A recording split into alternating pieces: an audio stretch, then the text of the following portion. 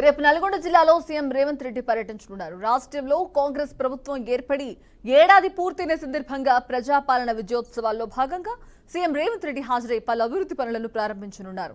ఇక బ్రాహ్మణ వెల్లల ఎత్తిపోతుల పథకం ద్వారా కాల్వకు నీటిని విడుదల చేయడంతో పాటు దామరచర్ల మండలం వీర్లపాలెంలోని యాదాద్రి థర్మల్ పవర్ ప్లాంట్లో యూనిట్ 2 ద్వారా విద్యుత్పత్తిని సీఎం ప్రారంభిస్తారు.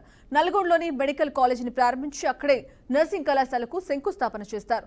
వీటితో పాటు నల్గొండ మున్సిపాలిటీ పరిధిలోని రైతు బజార్ వద్ద స్కిల్ డెవలప్మెంట్ సెంటర్ పనులకు శంకుస్థాపన చేస్తారు.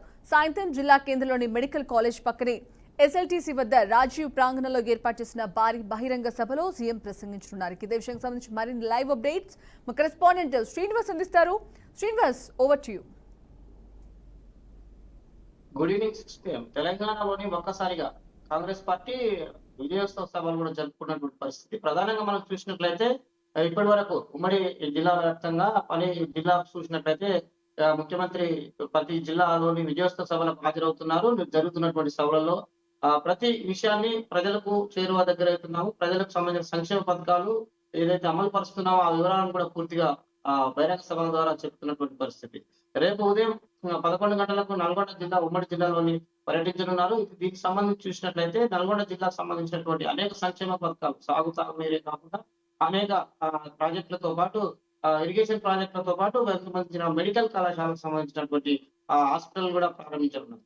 ప్రధానంగా చూసినట్లయితే తెలంగాణలో ఉన్నటువంటి ఇరిగేషన్ స్కీమ్ లోని ప్రధానమైన స్కీము బాపనవెల్లంల ఇరిగేషన్ స్కీమ్. ఇది గతంలోని కొన్ని సంవత్సరాలుగా వెనుకబడుతూ వస్తున్న క్రమంలోని ముఖ్యమంత్రి రేవంత్ రెడ్డి మొదటిసారిగా వచ్చినప్పుడు చెప్పిన విషయాలలో ప్రధానంగా కేంద్రీకరించి బాపనవెల్లకు సంబంధించినటువంటి ప్రాజెక్టు రేపు ఉదయం నీటిని విడుదల చేస్తారు. తదనంతరం జరిగేటటువంటి అక్కడి నుంచి నేరుగా దామరచర్ల మండలంలోని ఉన్నటువంటి యాదాద్రి పవర్ ప్లాంట్ సంబంధించి 2వ యూనిట్ ను కూడా ప్రారంభిస్తారు. ఆ యూనిట్ కి సంబంధించినటువంటి థర్మల్ పవర్ ప్లాంట్ సంబంధించినటువంటి తెలంగాణలోని అతిపెద్ద ప్లాంట్ గా ఉన్నటువంటి పరిస్థితి. దీనికి 2వ యూనిట్ ని గతంలో ఫస్ట్ యూనిట్ ప్రారంభించినటువంటి రాష్ట్ర మంత్రులు ఉప ముఖ్యమంత్రి కూడా రావడం జరిగింది. ఈ 2వ ప్లాంట్ కూడా నేరుగా ముఖ్యమంత్రి ప్రారంభించనున్నారు. తదనంతరం జరిగేటటువంటి నల్గొండలో జరుగుతున్నటువంటి సభ బహిరంగ సభ కావచ్చు, దానికి సంబంధించిన అనేక విజయోత్సవ సభ కూడా అని చెప్పుకోవచ్చు. ప్రధానంగా చూసుకున్నట్లయితే నల్గొండ జిల్లాలోని ఉన్నటువంటి మెడికల్ కాలేజ్ సంబంధించినటువంటి కాలేజ్ కూడా ప్రారంభిస్తారు.